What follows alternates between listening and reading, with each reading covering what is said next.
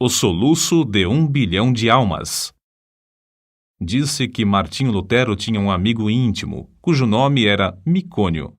Ao ver Lutero sentado dias a fio trabalhando no serviço do mestre, Micônio ficou penalizado e disse-lhe: "Posso ajudar mais onde estou. Permanecerei aqui, orando, enquanto tu perseveras incansavelmente na luta." Micônio orou dias seguidos por Martinho. Mas enquanto perseverava em oração, começou a sentir o peso da própria culpa. Certa noite, sonhou com o Salvador, que lhe mostrou as mãos e os pés. Mostrou-lhe também a fonte na qual o purificara de todo o pecado. "Segue-me", disse-lhe o Senhor, levando-o para um alto monte de onde apontou para o nascente. Micônio viu uma planície que se estendia até o longínquo horizonte. Essa vasta planície estava coberta de ovelhas, de muitos milhares de ovelhas brancas. Havia somente um homem, Martinho Lutero, que se esforçava para apacentar a todas. Então, o Salvador disse a Micônio que olhasse para o poente. Ele olhou e viu vastos campos de trigo brancos para a ceifa. O único ceifeiro que lhe dava para cegá-los estava quase exausto. Contudo, persistia na sua tarefa. Nessa altura, Micônio reconheceu o solitário ceifeiro, seu bom amigo, Martinho Lutero. Ao despertar do sono, tomou esta resolução: "Não posso ficar aqui orando enquanto Martinho se afadiga na obra do Senhor. As ovelhas devem ser pastoreadas, os campos têm de ser ceifados. Eis-me aqui, Senhor. Envia-me a mim." Foi assim que Micônio saiu para compartilhar o labor de seu fiel amigo. Jesus nos chama para trabalhar e orar. É de joelhos que a Igreja de Cristo avança. Foi Lionel Fletcher quem escreveu: "Todos os grandes ganhadores de almas, através dos séculos, foram homens e mulheres incansáveis na oração. Conheço como homens de oração quase todos os pregadores de êxito da geração atual, tanto como os da geração próxima passada, e sei que, igualmente, foram homens que oravam intensamente. Certo evangelista tocou-me profundamente a alma quando eu ainda era jovem repórter de um diário. Esse evangelista estava hospedado em casa de um pastor presbiteriano. Bati à porta e pedi para falar-lhe. O pastor, com voz trêmula e com um rosto iluminado por estranha luz, respondeu: "Nunca se hospedou um homem como ele em nossa casa. Não sei quando ele dorme. Se entro no seu quarto durante a noite para saber se precisa de alguma coisa, encontro-o orando. Vi-o entrar no templo cedo de manhã e não voltou para as refeições. Fui à igreja. Entrei furtivamente para não perturbá-lo. Achei-o sem paletó e sem colarinho. Estava caído de bruços diante do púlpito. Ouvi a sua voz como que agonizante e comovente, instando com Deus em favor daquela cidade de garimpeiros, para que dirigisse almas ao Salvador. Tinha orado toda a noite. Tinha orado e jejuado o dia inteiro. Aproximei-me furtivamente do lugar onde ele orava prostrado. Ajoelhei-me e pus a mão sobre seu ombro. O suor caía-lhe pelo corpo. Ele nunca me tinha visto, mas fitou-me por um momento e então rogou: "Ore comigo, irmão. Não posso viver se esta cidade não se chegar a Deus." Pregara ali 20 dias sem haver conversões. Ajoelhei-me ao seu lado e oramos juntos. Nunca ouvira alguém insistir tanto como ele. Voltei de lá assombrado, humilhado e estremecendo.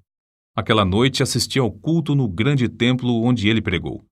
Ninguém sabia que ele não comera durante o dia inteiro, que não dormira durante a noite anterior. Mas, ao levantar-se para pregar, ouvi diversos ouvintes dizerem: "A luz do seu rosto não é da terra." E não era mesmo. Ele era conceituado instrutor bíblico, mas não tinha o dom de pregar. Porém, nessa noite, enquanto ministrava, o auditório inteiro foi tomado pelo poder de Deus. Foi a primeira grande colheita de almas que presenciei. Há muitas testemunhas oculares do fato de Deus continuar a responder às orações, como no tempo de Lutero, Edwards e Judson. Transcrevemos aqui um comentário publicado em certo jornal. A irmã Dabney é uma crente humilde que se dedica a orar. Seu marido, pastor de uma grande igreja, foi chamado para abrir a obra em um subúrbio habitado por pobres. No primeiro culto não havia nenhum ouvinte. Somente ele e ela estavam presentes. Ficaram desenganados. Era um campo dificílimo. O povo não era somente pobre, mas depravado também. A irmã Dabney viu que não havia esperança a não ser clamar ao Senhor e resolveu dedicar-se persistentemente à oração. Fez um voto a Deus que, se ele atraísse os pecadores aos cultos e os salvasse, ela se entregaria à oração e jejuaria 3 dias e 3 noites no templo, todas as semanas, durante um período de 3 anos.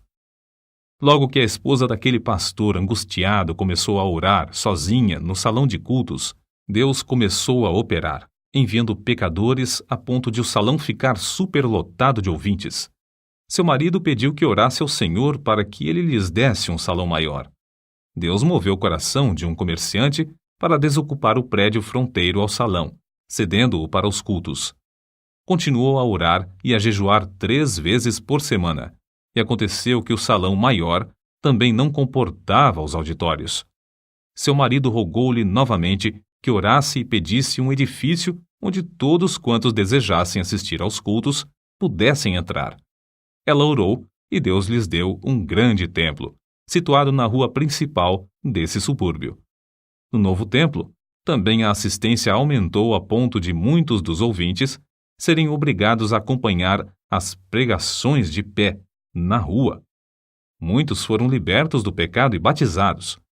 Quando os crentes sentem dores em oração, é que renascem almas. Os que semeiam em lágrimas cegarão com alegria. Salmos, capítulo 126, versículo 5. O soluço de 1 bilhão de almas na terra me soa aos ouvidos e comove o coração. Esforço-me, pelo auxílio de Deus, para avaliar, ao menos em parte, as densas trevas, a extrema miséria e o indescritível desespero dessa multidão de almas sem Cristo. Medita, irmão, sobre o amor do Mestre, amor profundo como o mar.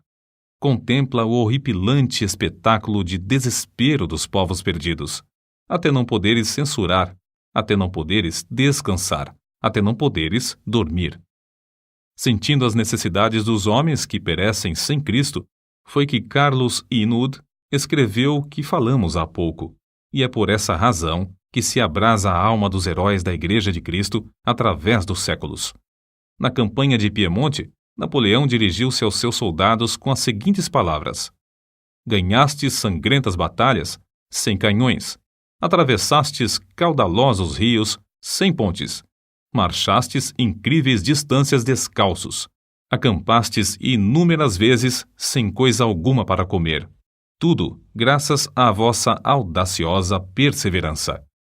Mas, guerreiros, é como se não tivéssemos feito coisa alguma, pois resta ainda muito para alcançarmos. Guerreiros da causa santa, nós podemos dizer o mesmo. É como se não tivéssemos feito coisa alguma.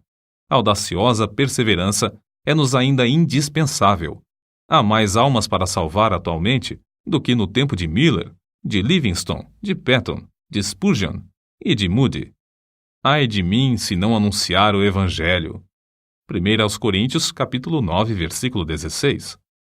Não podemos tapar os ouvidos espirituais para não ouvir o choro e os suspiros dos atuais 6 bilhões de almas na Terra, que não conhecem o caminho para o lar celestial.